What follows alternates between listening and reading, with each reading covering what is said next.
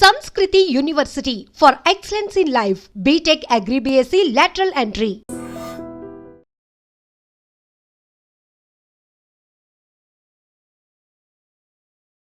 Rowdy షీటర్లు రెచ్చిపోతున్నారు. ప్రశాంత విశాఖ నగరంలో అలజడి రేపుతున్నారు. కిరాయి హత్యలు, అంతర్గత విభేదాల వల్ల రోడ్లపై తెగబడుతూ తెగ నరుక్కుంటూ ప్రజలకు తీవ్ర భయాందోళనకు గురి చేస్తున్నటువంటి పరిస్థితి నెలకొంది. వారం రోజుల్లోనే విశాఖలో 2 రౌడీ షీటర్ల హత్య విశాఖ ప్రజలను వణికిస్తోందని చెప్పొచ్చు.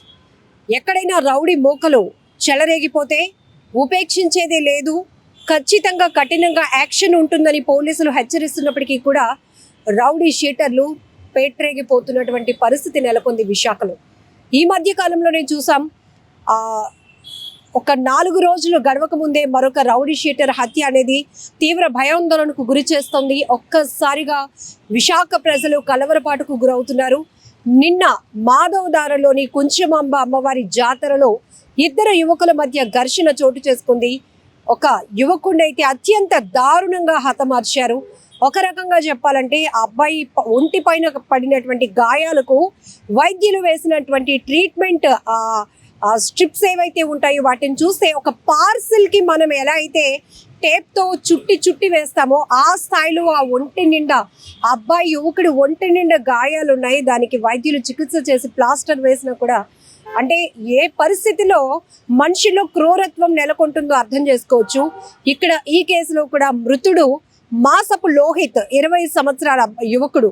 ఈ యువకుడు కూడా చాలా నేర చరిత్ర ఉన్నట్టు పోలీసులు గుర్తించారు. ఈ కేసు సంబంధించి రౌడీ షీటర్ హత్య కేసుకు సంబంధించి ఇప్పటికే విశాఖ పోలీసులు 4గురిని అదుపులోనికి కూడా తీసుకున్నారు. ఒక రకంగా చెప్పాలంటే రౌడీ మూకలు ఎక్కడ పేట్రేగిపోయినా, అల్లరి మూకలు ఎక్కడ రెచ్చిపోయినా ఖచ్చితంగా కఠినంగా యాక్షన్ ఉంటుందని చెప్పేసి పోలీసులు చెప్తున్నారు. మళ్ళీ మీరు బయటకు రాలేని పరిస్థితిలో కఠినమైనటువంటి చట్టాలు మీ మీద అమలు చేయాల్సి ఉంటుంది, జైలు జీవితం అనుభవించాల్సి ఉంటుంది, బంగారు భవిష్యత్తు పోతోంది, జాగ్రత్తగా ఉండండి పోలీసులు హెచ్చరిస్తున్నప్పటికీ కూడా ఒక రకంగా చెప్పాలంటే మనుషుల్ని భయపెట్టాలనే ధోరణి, రెండోది పోలీసులకు ఛాలెంజ్ విసరాలనే ఒక క్రూరమైన ఆలోచన. ఏకంగా ఇప్పుడు రౌడీ షీటర్లు ఎలా తెగబడుతున్నారు, ఎలా బరి తెగిస్తున్నారంటే సీసీటీవీ రికార్డు అవుతుంది, మేము పోలీసులకు పట్టుబడతామని తెలిసి కూడా ఇది మా స్ట్రెంగ్త్, ఇది మా బలం అని నిరూపించుకోవడానికి ఒకరిపై ఒకరు ఆధిపత్యపు పోరు కోసం ఏకంగా ఊర్లపైనే పడుతున్నారు.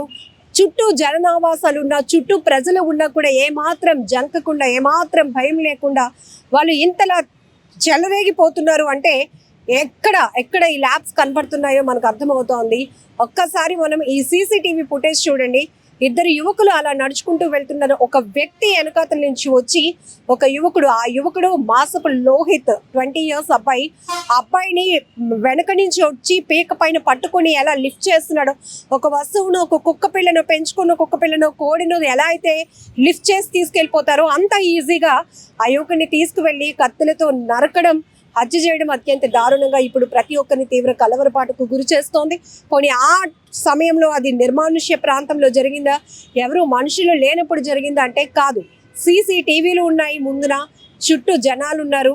జనం మధ్యలో జరిగినటువంటి ఒక ఘర్షణ, ఒక యువకుడిని అత్యంత కిరాతకంగా హత్య చేశారు అంటే ఇక్కడ రౌడీ షీటర్లు ఏ స్థాయిలో పేట్రేగిపోతున్నారో, ఎలా చెలరేగిపోతున్నారో మనం ఈ దృశ్యాలు చూస్తుంటేనే అర్థమవుతోంది. ఇక్కడ ఇంకొకటి, మనం రౌడీ షీటర్లు ఎక్కువగా హైలైట్ చేసి మాట్లాడే కన్నా ఎందుకు ఇక్కడ ఈ మృతుడు కూడా ఒక రౌడీ షీటరే, తనకి కూడా చాలా క్రిమినల్ హిస్టరీ ఉన్నట్టు అబ్బాయి, 20 సంవత్సరాలు.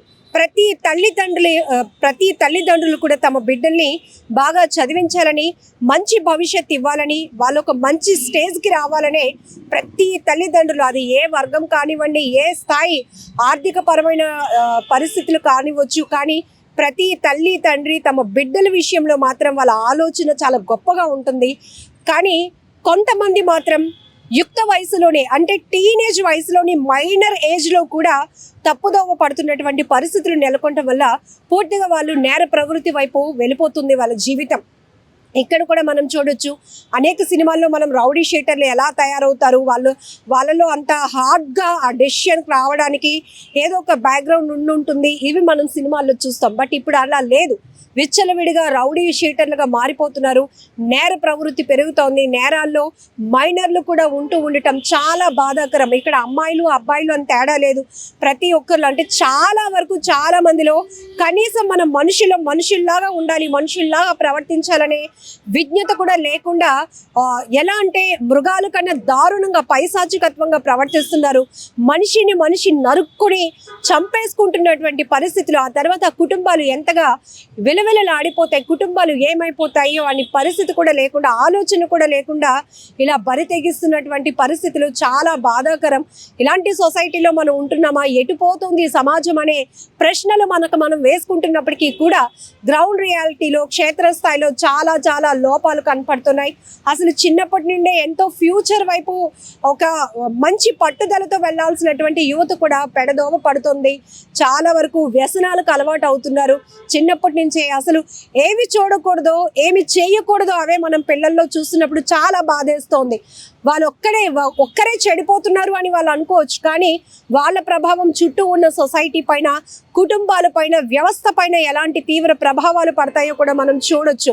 సో ఒక రకంగా వాళ్ళు హీరోయిజం అనుకోవచ్చు. నలుగురిలో 100 మందిలో 1000 మందిలో 1,00,000 మందిలో మనం ఒక్కరమే హీరో. మనకు అందరూ భయపడతారు. మన చేతిలో కత్తి ఉంటే భయపడతారు, తుపాకీ ఉంటే భయపడతారు, మనం ఒకరిని కొడితే భయపడతారు అనే ధోరణిలో ఒక హీరోయిజాన్ని వెతుకుంటున్నారు కొంతమంది యువత. కానీ దానివల్ల ఎంత నష్టపోతున్నారు, సొసైటీ ఎంత నష్టం జరుగుతోంది, తల్లిదండ్రులు ఎంత ఇలాంటి పిల్లలు మేము కన్నామా అని వాళ్ళు ఎంత ఆవేదనకు గురవుతున్నారు. ఇవన్నీ కూడా మనం చర్చించుకోవాల్సినటువంటి విషయాలు. ముఖ్యంగా గాంజా, డ్రగ్స్ ఈ కేసుల్లో పట్టుబడుతున్న వాళ్ళు కూడా మంచి గొప్పగా చదువుకుంటున్న వాళ్ళు, ప్రొఫెషనల్స్. ఈ మధ్య లేటెస్ట్గా ఒక 3 days బ్యాక్ కూడా విశాఖలో ఒక డ్రగ్స్ కేసు పోలీసులు ఛేదించారు.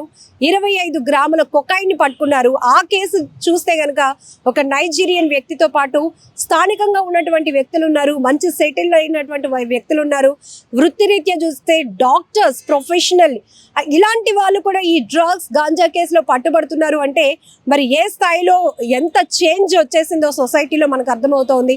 ఇక్కడ ఈ హత్యకు గురైనటువంటి మృతుడు ఎవరైతే ఉన్నారో మాసపు లోహిత్ 20 years అబ్బాయి, తినపైన కూడా చాలా నేర చరిత్ర ఉంది. అసలు 20 ఏళ్ళకి అంత నేర చరిత్రలు ఏంటి, వాళ్ళపైన రౌడీ షీట్ ఓపెన్ అవ్వడం ఏంటి, ఇన్ని కేసులు ఏంటి, ఇలాంటి వాళ్ళు ఒక ఇంటి నుంచి బయటకు వస్తుంటే ఆ కుటుంబానికి ఎలాంటి ఎఫెక్ట్ పడుతుంది, ఆ కుటుంబంలో తల్లిదండ్రుల్ని, వాళ్ళ అక్క చెల్లెళ్ళుంటే, అన్నదమ్ములుంటే వాళ్ళని ఎలా చూస్తారు, ఇవేమి పట్టనట్టు కేవలం వాళ్ళు డబ్బు సంపాదన, రౌడీయిజం, సొసైటీలో వాళ్ళకంటూ ఒక గుర్తింపు కోసం చెడు మార్గాన్ని ఎంచుకుంటున్న వాళ్ళని మనం ఎక్కువగా చూస్తున్నాం.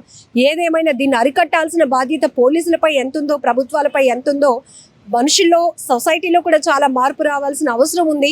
ఒకరిని చూసి ఒకరు నేర్చుకుంటున్నటువంటి పరిస్థితులే యువతలో ఎక్కువగా కనబడుతున్నాయి. గాంజాకు అలవాటు పడుతున్నారు, డ్రగ్స్కి అలవాటు పడుతున్నారు, మత్తులో ఏమవుతున్నారో తెలియదు, ఇలానే అల్లరి మోకలతో చేరుతున్నారు. రౌడీ షీటర్ల వెంట ఫాలోవర్స్గా వెళ్తూ కొన్ని రోజుల తర్వాత వాళ్ళు పెద్ద రౌడీ షీటర్గా ఎదగాలి, ఒక సామ్రాజ్యాన్ని క్రియేట్ చేయాలి, సొసైటీలో మన పేరు చెప్తే భయం ఏర్పడాలి అనే దుర్మార్గపు ఆలోచనలకు వెళ్ళటం వల్ల కూడా ఇలాంటి బరితెగింపు ఘటనలు జరుగుతూనే ఉన్నాయి. వీటిని ఎక్కడ కంట్రోల్ చేయాలో, ఎవరు కంట్రోల్ చేయాలో తెలియటం లేదు. కానీ పూర్తిగా అయితే పోలీసులు చెప్తున్నారు ఎప్పటికప్పుడు రౌడీ షీటర్లు, రౌడీ మూకలు, అల్లరి మూకలు ఎక్కడ పేటరేగిపోయినా, విచ్చలవిడిగా ప్రవర్తించినా, ఆకృత్యాలకు పాల్పడినా, సాధారణ ప్రజానీకానికి ఇబ్బంది కలిగించినా ఉపేక్షించాం, చట్టపరంగా చర్యలు తీసుకుంటాం, యాక్షన్ చాలా సివియర్గా ఉంటుందని చెప్తున్నారు. కానీ వీళ్ళు మాత్రం పోలీసులకి ఛాలెంజ్ విసురుతున్నారు. జనాల్ని భయపెట్టాలనే ఆలోచనతో నడి రోడ్లపై బరి తెగిస్తున్నారు. విచ్చలవిడిగా కత్తులతో చెలరేగిపోతున్నారు. ఒకరిని ఒకరు హత్యలు చేసుకుంటున్నారు. ఒక రకంగా చెప్పాలంటే రక్తపాతం చూడడానికే నేర చరిత్ర, నేర ప్రవృత్తి వైపు వీళ్ళు వెళ్ళటానికి ఇష్టపడుతున్నటువంటి పరిస్థితులు కూడా ఉన్నాయి. ఏదేమైనా సొసైటీలో చాలా మార్పు రావాల్సిన అవసరం కూడా ఉంది. సో ఈ కేసు విషయంలో కూడా ఇప్పుడు ఒకవైపు విశాఖలో గిరి ప్రదక్షిణ జరుగుతోంది.